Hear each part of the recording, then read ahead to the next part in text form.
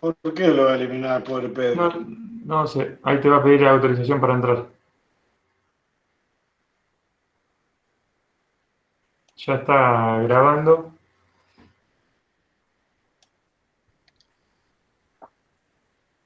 Sonó, pero no entró, Pedro.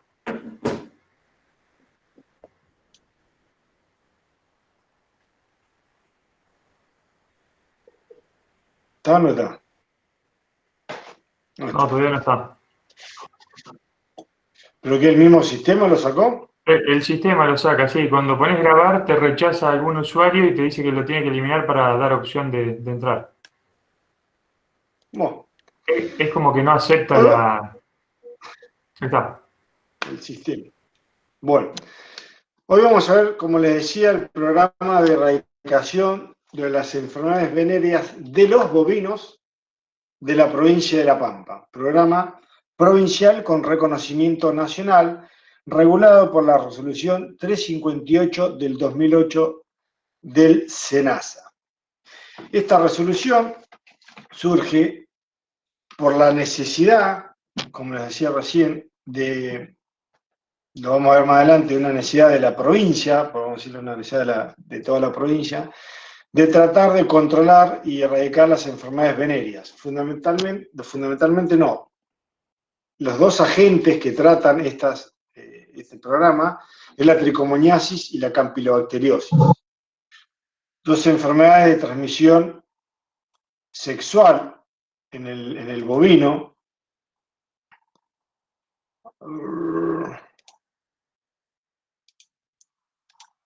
¿Se ve?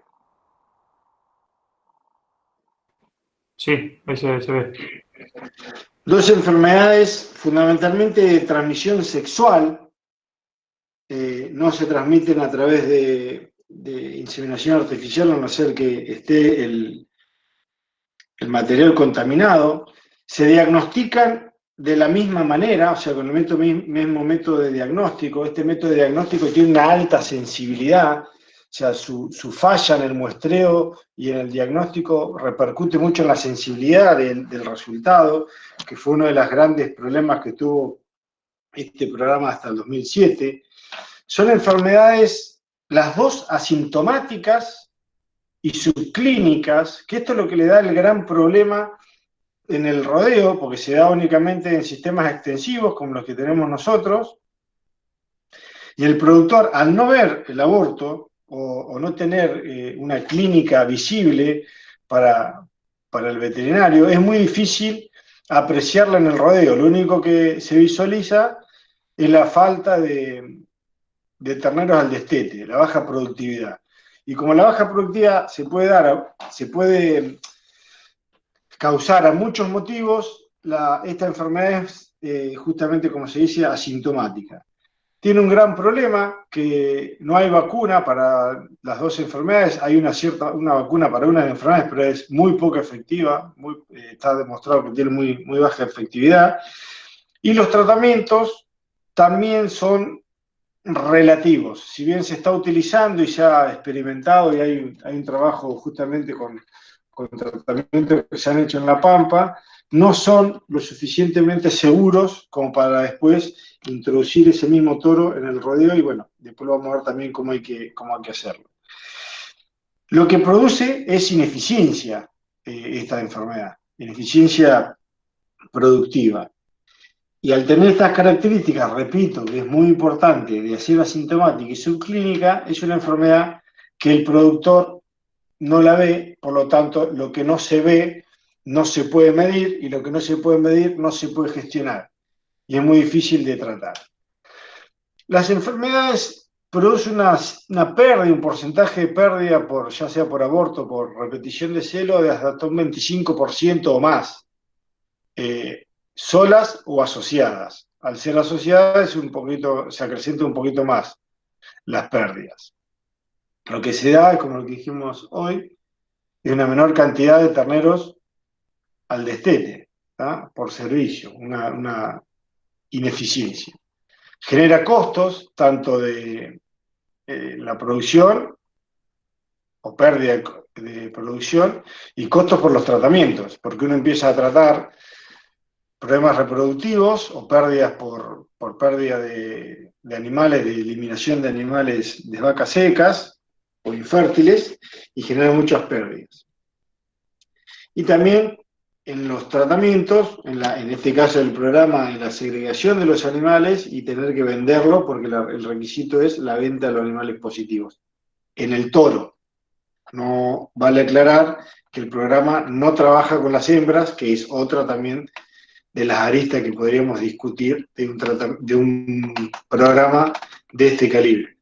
Trabajar tanto con el toro y no trabajar con el diagnóstico de la vaca, epidemiológicamente es un riesgo que se está cargando con él.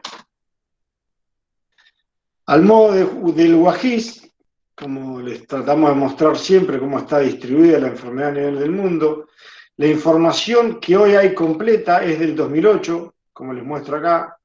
Si se fijan, esta semana, del 2019 no hay nada, está todo en blanco. Y del primer semestre del 2008, como está acá abajo en la referencia, se encuentra en esta situación. Nosotros estamos con enfermedad presente, en muchos países no hay información y en muchos países hay enfermedad ausente.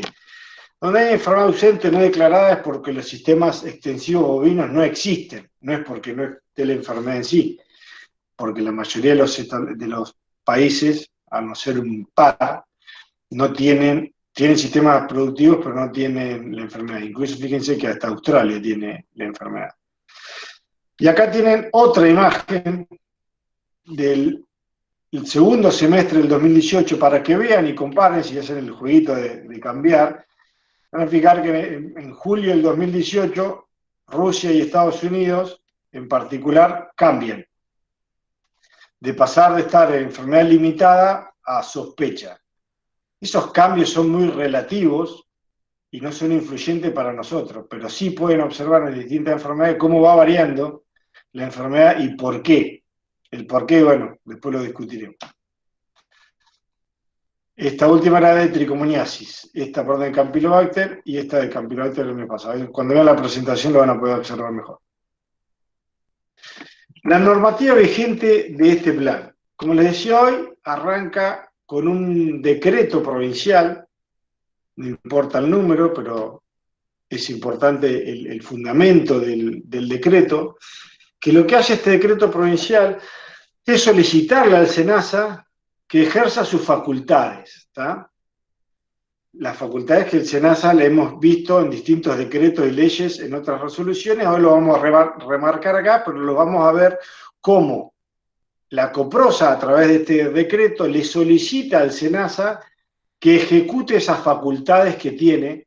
En este caso, lo que le pide es que para ser parte, o que como parte del programa, restrinja los movimientos de aquellos productores que no cumplan con el acuerdo del cronograma previsto justamente por el programa, que es la realización de los 2 muestreos anuales en ese momento, porque era por un tipo de diagnóstico.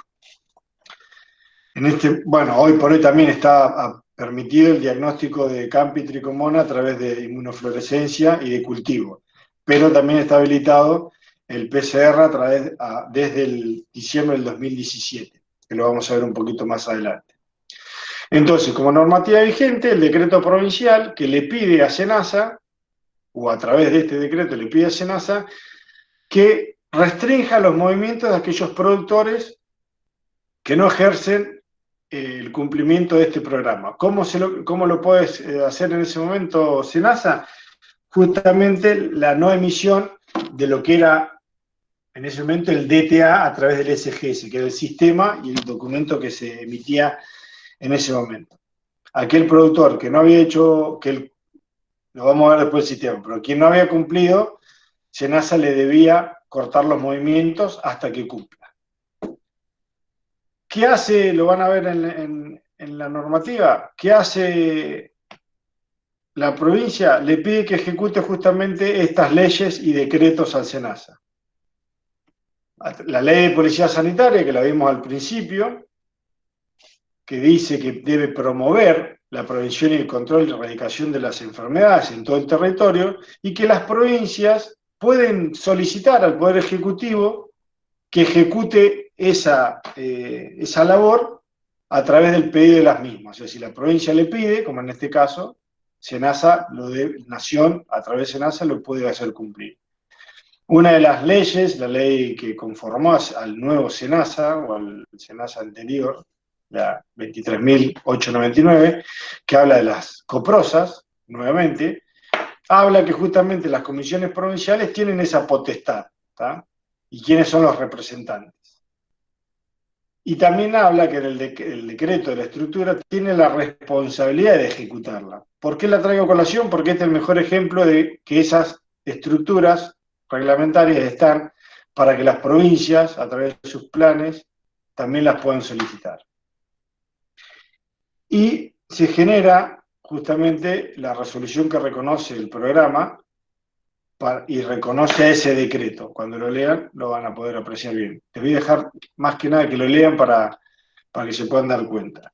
En el prefacio, o la introducción, que es un sinónimo, habla mucho de lo que vamos a desarrollar ahora, que es el fundamento o la importancia de por qué se pide este programa que sea reconocido. Habla de que la provincia tiene una participación, la ganadería en la provincia tiene una participación muy importante en el PBI, es un 7% aproximadamente dentro del 19% de participación del PBI de la provincia. La ganadería, no solo a través de números económicos, es importante en la provincia, sino dentro de su estructura sociocultural. Y por eso tiene gran importancia en la producción de la pampa. Lo que hace esta enfermedad es, que lo intenta demostrar con esta resolución, entre otras cosas, es tener ineficiencia productiva o bajos índices productivos. Y para ello necesita adoptar nuevas tecnologías un poco más modernas, por decirlo de una manera, y transformar lo que es tecnología de procesos en insumos. Lo que habla fundamentalmente es el reconocimiento de una prevalencia superior al 40%, que está demostrado a medias, pero bueno, supongamos que es así, después lo vamos a discutir un poco más, que había prevalencias de la enfermedad en 40%, los bajos índices de terneros logrados, y la falta de adopción de tecnologías de bajo costo, que se le llama vulgarmente. Que si vamos a ver todo esto, en base es lo que más nos gusta hacer, lo que hacemos ganadería, y lo que nos abre un poco la pantalla es para ver dónde tenemos que trabajar para lograr rodeos más eficientes.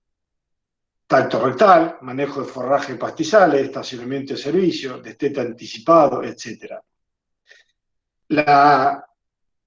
Lo que es claro resaltar que la enfermedad ser asintomática y subclínica muchas veces, y tiene mucha incidencia, o tanta incidencia como esta enfermedad, que es lo que está en discusión hoy, es la nutrición. Más allá del problema de la enfermedad, el problema nutricional que tenemos por el manejo de los forrajes, fundamentalmente de los campos naturales, tenemos una deficiencia nutricional que también afecta tanto como las enfermedades venéreas para tener los bajos índices productivos que tenemos. En su capítulo 1 habla y describe la enfermedad, que no vale a colación y tampoco es necesario que lo lean de la resolución, pero sí habla un poco de lo que es el agente, la descripción de los métodos de control y erradicación, copia tal cual está en el capítulo del Código Terrestre de la OIE, lo que es la tricomoniosis y la campilobacteriosis, y también habla de la situación de la enfermedad venérea en el territorio. Habla que hay un desconocimiento generalizado, no sé si es tal el desconocimiento, sino que la información no se utiliza como se debe utilizar, pero los colegas, todos pasamos por la facultad y vimos la enfermedad, o sea que el desconocimiento no está, por ahí está un poco la implementación de las herramientas. Habla de los sistemas extensivos, como les había dicho al principio, que son propios de la explotación de cría y que tiene esta problemática. Habla de eficiencia de información, eso es cierto. Hoy en la Argentina no hay ningún trabajo científico que demuestre realmente, o por lo menos yo no lo he encontrado, y en el común no lo hay, de que mida justamente un porcentaje de estete medido científicamente. Todos los porcentajes de estete son estimativos según la campaña de vacunación de SENASA, pero no hay un trabajo serio con un muestreo poblacional lo suficientemente para decir en esta zona hay un destete de tanto. No lo hay. Y esa falta de información en muchos sentidos es la que se necesita para poder evaluar este tipo de programa. Una falta de legislación para que evite la venta de animales portadores, que no la había, ahora la hay, en La Pampa nada más. Y una falta de legislación para que proteja a los productores. Esto es un círculo sin fin, porque los productores fueron en parte los que pidieron a través de la COPROSA este programa, pero a su vez también no hay un reconocimiento real del programa por los productores, como tantas otras cosas, ¿no? Incluso por los veterinarios tampoco. Pero también hay que reconocer que el programa no ha sido lo suficientemente eficaz y eficiente como para que esto avance lo suficiente. Esto es netamente de lo personal. Habla de un trabajo que se hizo a través del INTA, desde mi punto de vista con poco nivel de muestreo, se utilizaron muy pocos establecimientos de una zona muy en particular, y dice que hay una prevalencia del 74%, que había en esa época, en el 2004 creo que fue que lo hicieron, había una prevalencia de enfermedad venérea del 74%. El muestreo no es representativo y tampoco es representativo de toda la provincia, pero bueno, el programa se colaciona a eso. Y habla de un programa que se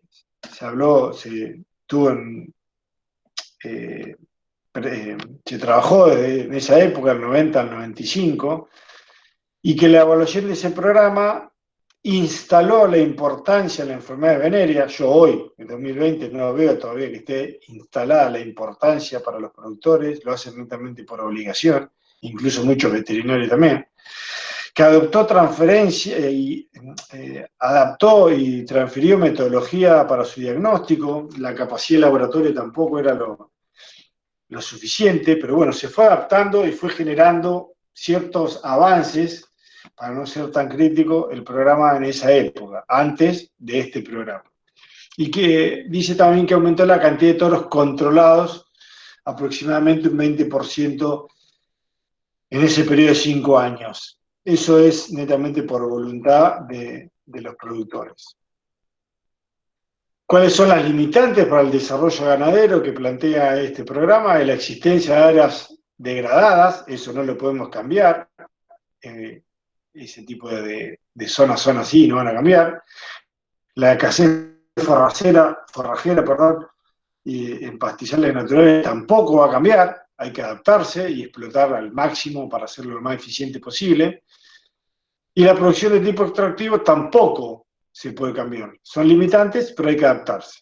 Y esto lo que genera justamente son deficiencias en los problemas productivos o generar, yo lo vería al revés, no es deficiencia, sino es justamente hacer eficiente con lo que tenemos.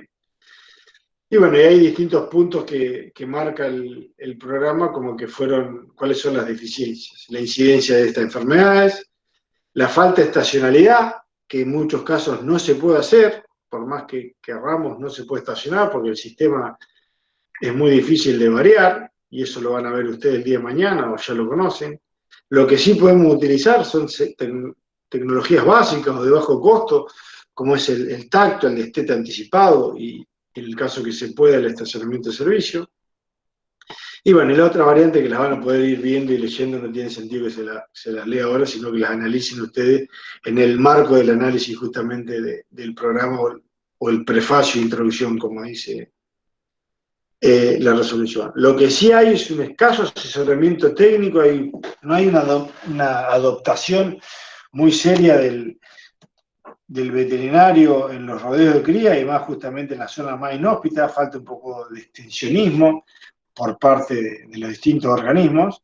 Lo que hace al faltar el asesoramiento técnico es justamente la baja adaptación e implementación de estas tecnologías.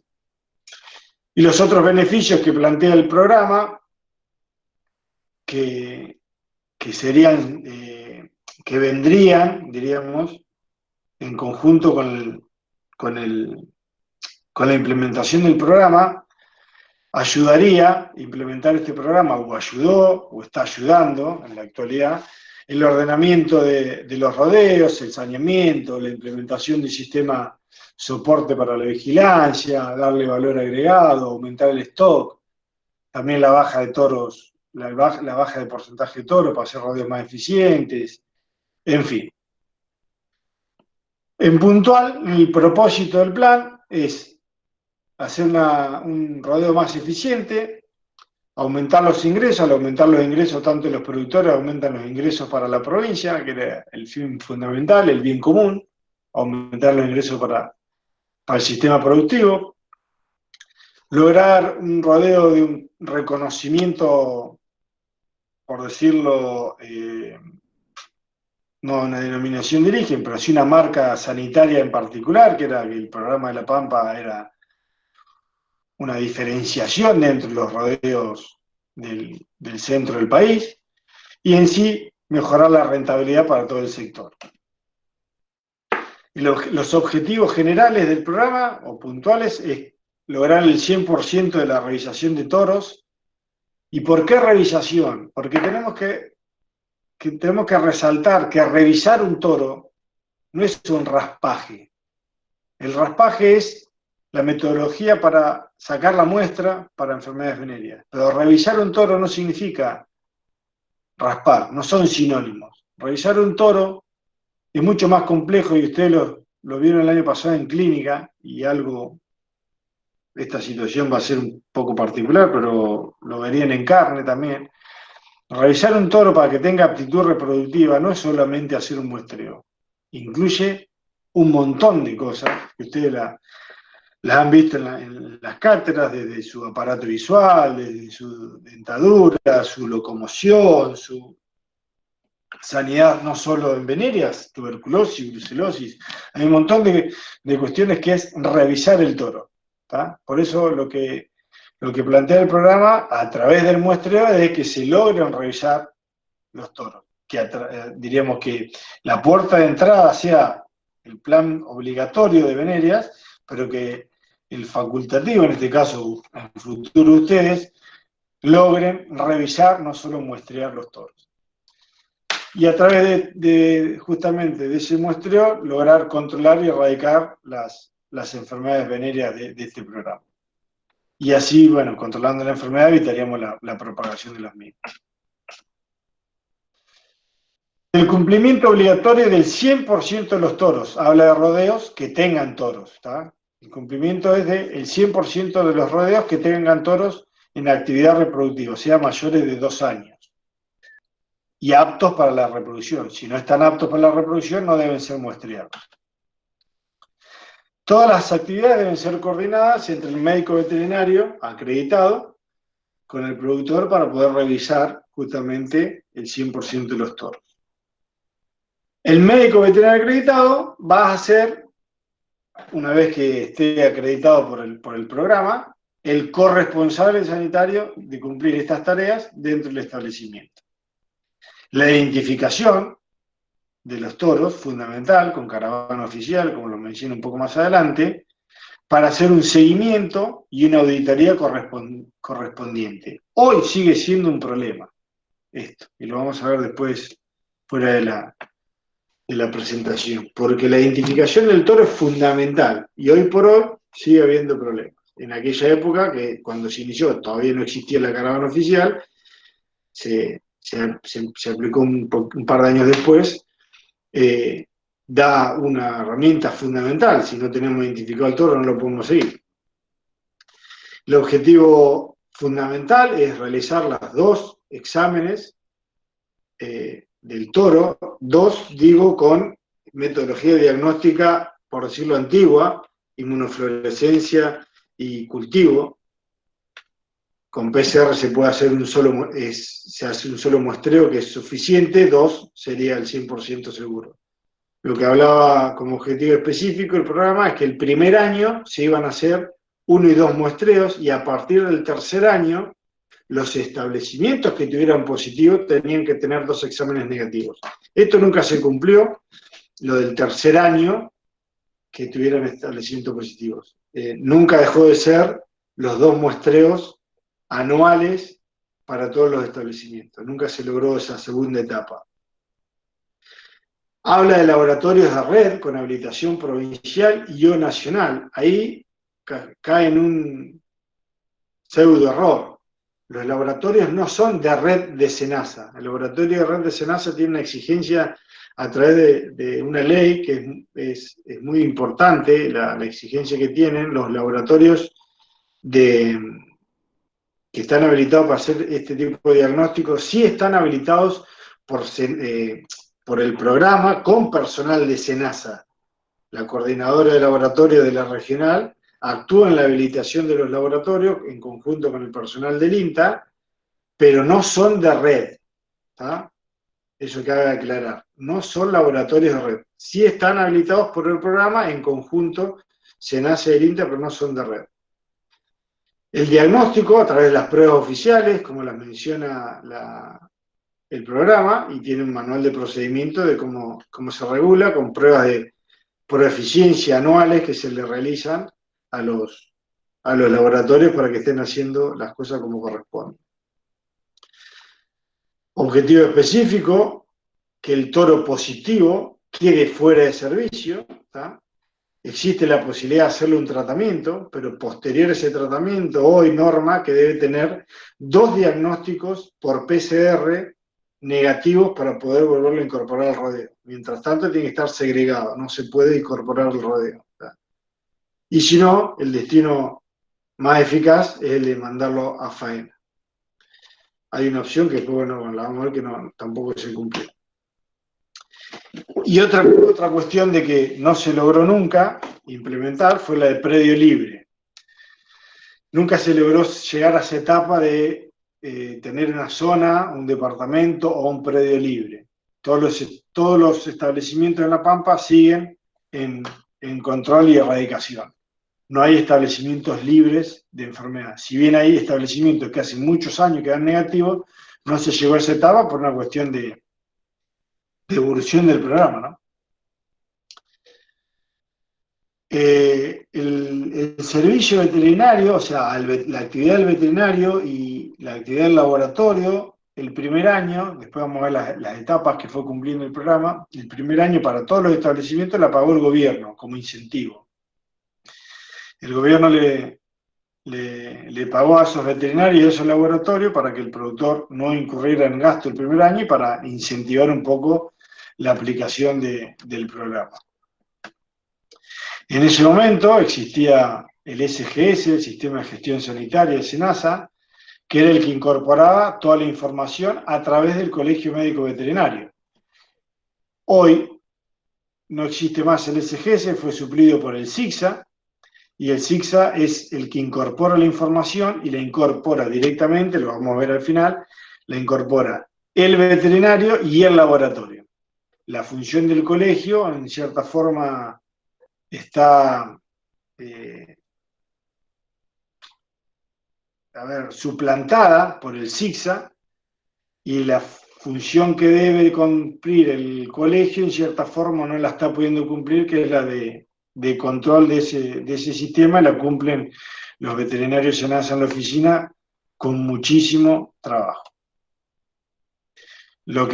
Otro objetivo específico que marcaba la resolución es que a partir del 1 de diciembre, aquel productor que no haya realizado las tareas de control de sus toros, se le restringían los movimientos. Eso fue cambiado, al principio iba cambiando la fecha según decisión de Coprosa, hoy está implementada que el 30 de septiembre, quien no cumplió las tareas de revisión, no de eliminación de toros, de revisión de los toros, que haya muestreado el 100% de los toros, 2 veces por el método antiguo o una vez por PCR, se les restringen los movimientos para todo tipo de especies. Y acá la etapa de la regionalización. Yo creo que es un buen momento para hacer un corte, Marcos.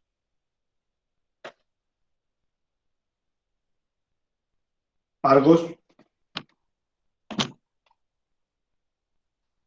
Acá estoy, acá estoy. No te me duermas. No, estaba hablando con el micrófono cerrado.